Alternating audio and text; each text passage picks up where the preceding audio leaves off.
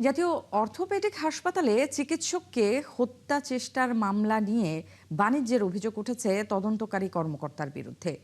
নামে মিল থাকায় রাকিব নামে এক ব্যক্তির কাছে 2 লাখ টাকা ঘুষ চাওয়ার একটি অডিও ক্লিপ এসেছে একাত্তরের হাতে। টাকা দিতে রাজি না হওয়ায় গ্রেফতার করা হয় আরেক মামলায়। যদিও মামলার বাদী বলছেন ভুক্তভোগী কোনোভাবেই যুক্ত নয় ওই ঘটনার সঙ্গে। বিস্তারিত সুমন তানভীরের প্রতিবেদনে। গত মাসের 16 মে জাতীয় অর্থোপেডিক হাসপাতাল ও পুনর্বাসন প্রতিষ্ঠানে আউটসোর্সিংয়ে লোক নিয়োগকে কেন্দ্র করে রাশেদুল নামে এক চিকিৎসককে অস্ত্র ঠেকিয়ে হুমকি দেওয়ার ঘটনা শুধু চিকিৎসক সমাজে নয়, নাড়া দেয় পুরো দেশকে। নড়েচড়ে বসে আইন শৃঙ্খলা বাহিনীও। তদন্তের দায়িত্ব পায় শেরেবাংলা নগর থানার পুলিশ পরিদর্শক মোহাম্মদ আলতাফ।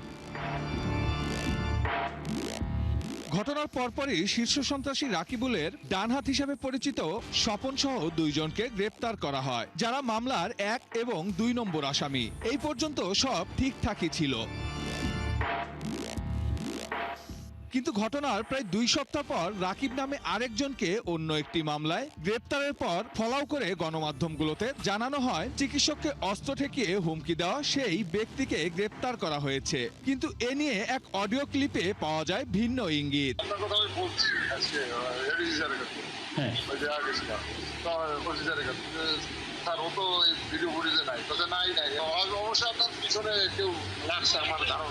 কোনো কিছুই করতে হয় সেটা আমি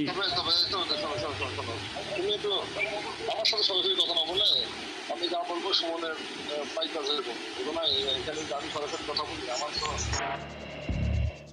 তদন্তকারী কর্মকর্তা আলতাফের সঙ্গে রাকিবের কথোপকথন এটি, যেখানে ভুক্তভোগীর কাছে স্বীকার করেছেন ওই ঘটনায় দায় নেই রাকিবের, তবে বিশেষ চাপের কথা বলে তা থেকে মুক্তির রাস্তাও দেখিয়ে দেন তিনি। সবাই জানেন A to Z এটার সাথে আমি জড়িত না। এটা তো ওপেন সিক্রেট, ঠিক আছে, হ্যাঁ, কিন্তু সতর্কতামূলক ভাবে মনে করেন আপনারা দমায় রাখার জন্য সুযোগ একটা পাইছে। স্যারের হোয়াটসঅ্যাপও পাই নাই, সিমে কল দিই নাই। বিষয় হচ্ছে সে 2 টাকা চাইছে, ঠিক আছে, তাহলে আমি বলবো স্যার কি চাচ্ছেন বলে মামলার থেকে বাদ দিয়ে দিতে হবে। প্লাস ও আইসে এলাকায় ঢুকবে। আর এটি এসআই সুমনের সঙ্গে গ্রেপ্তারের আগে রাকিবের কথোপকথন। সেখানে 2 লাখ টাকা চাইতে শোনা যায় সুমনকে, তবে এই টাকা শেষ পর্যন্ত না দেওয়ায় খেসারত দিতে হয় যুবদলের রাজনীতির সঙ্গে যুক্ত রাকিবকে। সে বলে যে ভাই এটার সাথে তো আপনি জড়িত না, এটা সবাই জানে, কিন্তু তারপরও একটু আপনার বিষয়টা আমরা নর্মাল করার জন্য যা করা লাগে আমরা করব, আপনি একটু দেখেন। 2 টাকা বলতে তো 2000 টাকা তো অবশ্যই না, তাদের একটা চাওয়া আছে 2 লাখ টাকা। এমন বড় বিষয় না, বড় বিষয় হচ্ছে আমি এটার সাথে জড়িত না। যখন আমি এটার সাথে রাজি হব, আমি বলবো যে অ্যামাউন্ট বেশি হোক অল্প হোক আমি দিব, তখন তো আমি দোষ স্বীকার করলাম।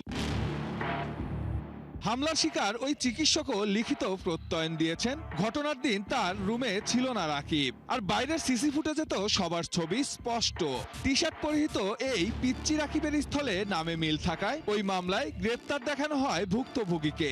আর 31 মে যে মামলায় রাকিবকে গ্রেপ্তার করা হয়েছে সেই বাদীর বক্তব্য তো ভয় পাওয়ার মতো। মামলা এটা কিভাবে অটো মামলা হয়ে গেছে, আসামির নামগুলো আমি একটাও চিনি না, বলতে পারি না, এটা আমি পড়তেও পারি না, আমি জানিও না, কিন্তু আমার খালি কইছে এটা ডিভোর্সনামা, তুমি সই দিয়ে যাও, আমি সই দিয়েছি। তাহলে কি শুধুই 2 লাখ টাকার বলি রাকিব, নাকি ঘটনার পেছনে কলকাঠি নেড়েছে অন্য কেউ? আমার প্রধান আসামি কোথাও কি আমার জেনে নিতে পারছে, আমি জামিনে আইছি, আমার মনে করে যে ভিতরে ঢুকাই দিছে। ও আমার নাম নিয়ে যদি মিডিয়া না করতো, ও চুপচাপ থাকতো, আর কি আমি ক্ষতি করছি?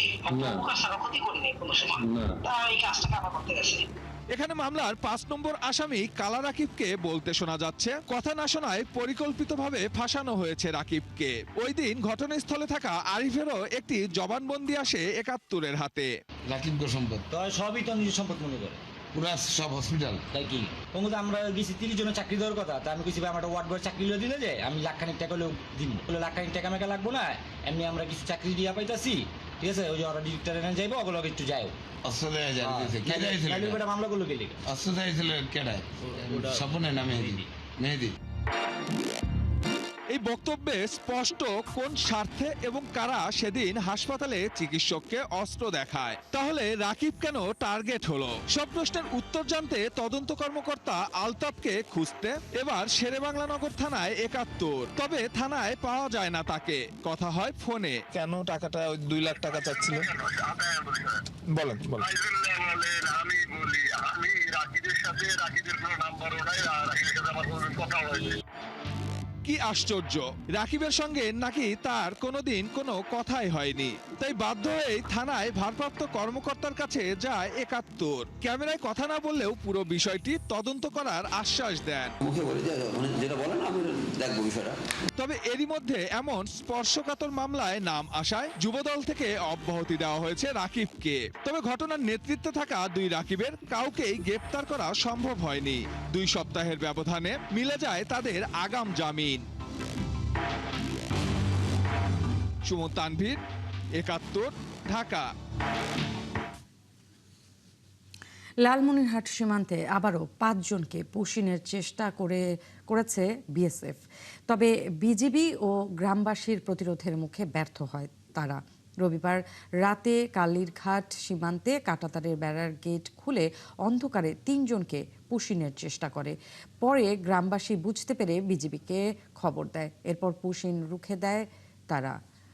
প্রতিরোধের মুখে আবারও তাদের ফিরিয়ে নেয় বিএসএফ সদস্যরা। এছাড়া কালীগঞ্জের খামারভাতি সীমান্তে 2 জনকে পুশিনের চেষ্টা করা হলে তা রুখে দেয় গ্রামবাসী।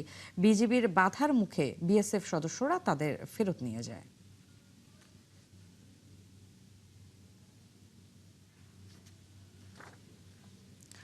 দর্শক, লালমনিরহাটে 2টি সীমান্তে পুশিনের চেষ্টার বিষয়ে সবশেষ খবর জানাতে এই মুহূর্তে আমাদের সাথে যুক্ত হচ্ছেন সহকর্মী মিলন পাটোয়ারি। মিলন, একটু জানতে চাই এখন আপনি সীমান্তের কি পরিস্থিতি দেখছেন এবং একই সাথে শূন্য রেখায় এই মুহূর্তে কেউ আছে কিনা সে বিষয়ে কি জানাচ্ছে?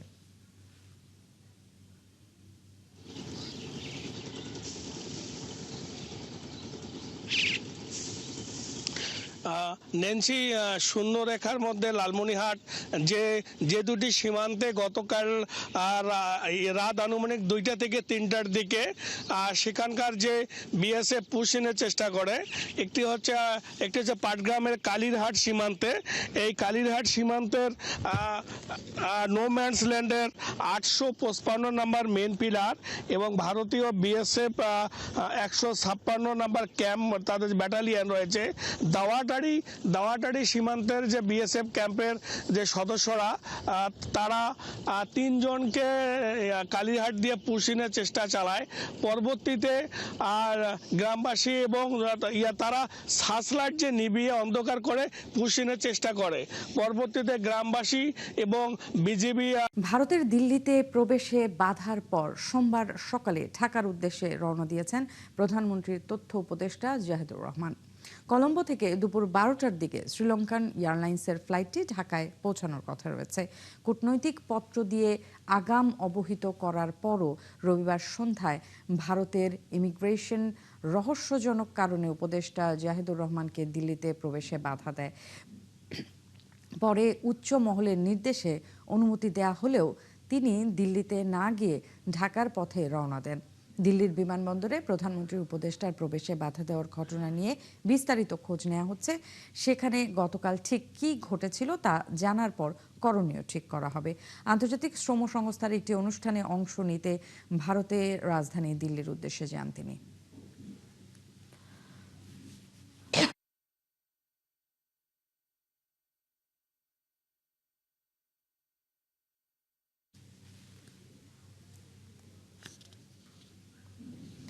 ইসলামী ব্যাংকের পরিচালনা পর্ষদ ভেঙে দিয়েছে বাংলাদেশ ব্যাংক।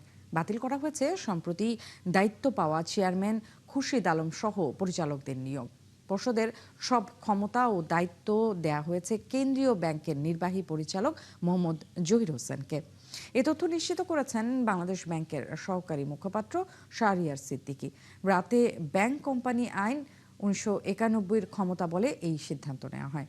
সম্প্রতি চেয়ারম্যান নিয়োগকে কেন্দ্র করে ব্যাংকটিতে অস্থিরতা শুরু হয়। এরপর প্রতিষ্ঠানটির সামনে লাগাতার আন্দোলন কর্মসূচি পালন করছিল গ্রাহক ফোরাম নামে একটি সংগঠন। সব মিলিয়ে ব্যাংকের উপর আস্থা হারিয়ে প্রায় 7,000 কোটি টাকার বেশি আমানত তুলে নেয় গ্রাহকরা। এজন্য রোববার ব্যাংকটিকে 2,500 কোটি টাকার তারল্য সহায়তা দেওয়া হয়। পরিস্থিতি সামাল দিতেই এখন প্রতিষ্ঠানটির পর্ষদ ভেঙে দিল নিয়ন্ত্রক সংস্থা বাংলাদেশ ব্যাংক।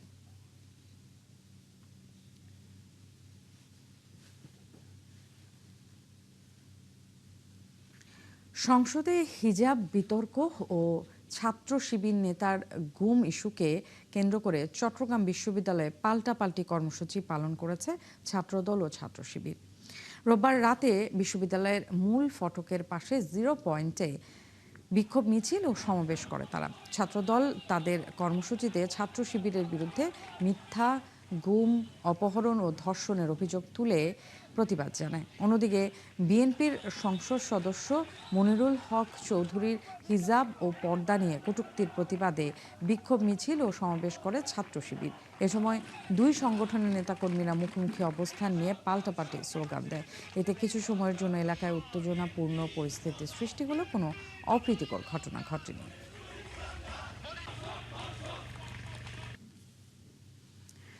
আজ পহেলা আষাঢ়। নগরে উদযাপিত হচ্ছে বর্ষা উৎসব। বিভিন্ন সাংস্কৃতিক সংগঠন সঙ্গীত, নৃত্য এবং নানা আয়োজনে বর্ষাকে স্বাগত জানিয়েছে। সকালে ঢাকা বিশ্ববিদ্যালয়ের কেন্দ্রীয় শহীদ মিনার প্রাঙ্গণের দক্ষিণ পাশের চত্বরে শুরু হয় বর্ষা বরণ অনুষ্ঠান। শিল্পী মোহাম্মদ মিনহাজুল হাসান ইমনের রাগ জয় জয়ন্তী পরিবেশনের মধ্য দিয়ে উৎসবের শুভ সূচনা হয়। আগামী প্রজন্মের জন্য ধরিত্রীকে সবুজ করতে জলবায়ু ও পরিবেশ সুরক্ষায় প্রতীকীভাবে শিশু কিশোরদের মাঝে গাছের চারা বিতরণ করা হয়। এছাড়াও ধানমন্ডির রবীন্দ্র সরোবরে ভোরে বর্ষা উৎসবের আয়োজন করে উদীচী শিল্পী গোষ্ঠী। 2 বছর পর আবার আমি প্রথম আসছি, এসে অনেক ভালো লাগতেছে। সাংস্কৃতিক পরিবেশে থাকলে এমনি মন অনেক ভালো থাকে। আয়োজনগুলো হলে যেটা হয়, আমাদের যে গান আছে, কবিতা আছে, গল্প আছে, সেগুলো সম্পর্কে ছেলেমেয়েদের ধারণা হয়। আসলে জ্যৈষ্ঠ থেকেই একটা ঝড়, বাতাস, বৃষ্টি আসে, কিন্তু আমাদের নাগরিক জীবনে সেটার প্রভাব খুব একটা পড়ে না। সেই জন্যে আয়োজন করে, উৎসব করে একটা ঋতুকে আনা, আমাদের জীবনে ডেকে আনা, উৎসবের মধ্যে গানে, সাহিত্যে, জীবন আচরণে, বর্ষা আমাদের জীবনে একটা ছন্দ আনে। যে আয়োজনের উদ্দেশ্য হচ্ছে যে আমাদের নতুন প্রজন্ম যারা এই কংক্রিটের জঙ্গলে যারা বেড়ে উঠছে, তাদের সাথে প্রকৃতির খুব একটা সম্পর্ক হয়ে ওঠে না। আর সম্পর্কের সাথে আরেকটা বিষয় রয়ে গেছে, আমরা যে জলবায়ু, আমরা ছোটবেলায় আমাদের বাবা মার কাছে শুনেছি, দাদা দাদির কাছে, এই দেশটি নাতিশীতোষ্ণ একটি দেশ। এখন দেখছি চরম আবহাওয়া ভাবাপন্ন একটি দেশ। কেন হচ্ছে এরকম? কারণ আমরা পাহাড় কেটে ফেলছি, আমরা নদী দূষণ করছি, বাঁধ দিচ্ছি, মাটিতে পানি তুলে ফেলছি নিজের থেকে। এই যে নানাভাবে দূষণ, এই দূষণে কিন্তু প্রকৃতি তার প্রতিশোধ নিচ্ছে। ভোলায় বিশ্ব ব্যাংকের অর্থায়নে নির্মিত মৎস্য অবতরণ কেন্দ্র ও সার্ভিলেন্স চেকপোস্ট এখন কোনো কাজে আসছে না। এখানে নেই কোনো কার্যক্রম, নেই জনবল, নেই রক্ষণাবেক্ষণের ব্যবস্থা। তবে কার্যক্রম চালু হবে কবে কার্যক্রম চালু হবে তাও কেউ বলতে পারছে না। কামরুল ইসলামের তথ্য ও ছবিতে প্রতিবেদন। অচল অবস্থায় পড়ে আছে ভোলায় বিশ্ব ব্যাংকের অর্থায়নে নির্মিত আধুনিক মৎস্য অবতরণ কেন্দ্র ও সার্ভিলেন্স চেকপোস্ট। সদর উপজেলার ভবানীপুর, লালমোহনের বুড়ির দোন এবং চর ফ্যাশনের চর কচ্ছপিয়ায় এসব স্থাপনা নির্মিত হলেও নেই পর্যাপ্ত জনবল, নেই রক্ষণাবেক্ষণ ব্যবস্থা, এমনকি নেই প্রয়োজনীয় যন্ত্রপাতিও। ভবনটি আমাদের আসলে সবার জন্যই ভালো, অত্যন্ত সুন্দর একটা জিনিস। যদি এটা সম্পূর্ণ না হয় তাহলে আমাদের জেলে এবং ব্যবসায় যারা আছে এরা উপকারিত হইতেছে না। জেলেদের যে কামের লেগে করছে এই কাম চলতে হয় না, তো চলতি না হলে অনেকটা নষ্ট হয়ে যাইতেছে, দিন দিন এটা খারাপের দিকে যাইতেছে। কোনো কিছু মনে করেন সঠিক করে না, কবে যে চালু হইব তার কোনো ঠিক ঠিকানা নাই। এলাকার লোকজনের অভিযোগ, অবকাঠামো নির্মাণ হলেও বাস্তবে কোনো সুবিধাই পাচ্ছেন না তারা। এতে জেলেদের প্রত্যাশিত উন্নয়ন এখনো অধরা। উল্টো ঠিকাদারি প্রতিষ্ঠান প্রয়োজনীয় যন্ত্রপাতি সরবরাহ ছাড়াই বিল তুলে নিয়েছে। তবে এসব অভিযোগ অস্বীকার করেছে ঠিকাদারি প্রতিষ্ঠান। মন মতো না হইলে তো আর অভিযোগ থাকবেই, এইটাই তো দেশের সার্বিক হাল। আসলে সঠিক না। আপনারাও আছেন, আপনারাও বোঝেন, আপনারাও সমাজের একজন, আপনারা যে অভিযোগগুলা দেয় মানুষ সেগুলা আসলে যৌক্তিক কিনা সেইটা দেখবেন। ভবনগুলো মৎস্য অধিদপ্তরের কাছে হস্তান্তর করা হলেও এখনো স্পষ্ট কোনো পরিচালনা পরিকল্পনা না থাকায় কার্যক্রম শুরু করা যাচ্ছে না। এই প্রজেক্টের যে মানে সাইট সিলেকশন বা এটার যে সম্ভাব্যতা, এটা আসলে পূর্বেই এটা তাদের নিরূপণ করে ওনারা এটা করেছেন। আর হলো এটার যে তাছাড়া এটার এখনো কোনো জনবলও কিন্তু আমাদের নাই। এটা অলরেডি এখন মানে হস্তান্তর হয়েছে ঠিক আছে, কিন্তু এটা রক্ষণাবেক্ষণ করার কোনো আমাদের জনবল আমাদের হাতে নাই। জেলেদের দাবি দ্রুত প্রয়োজনীয় জনবল ও ব্যবস্থাপনা নিশ্চিত করে এসব স্থাপনা চালু না করলে 23 কোটি টাকার এই প্রকল্প সম্পূর্ণ ব্যর্থ হবে। আল ইমরান, ৭১।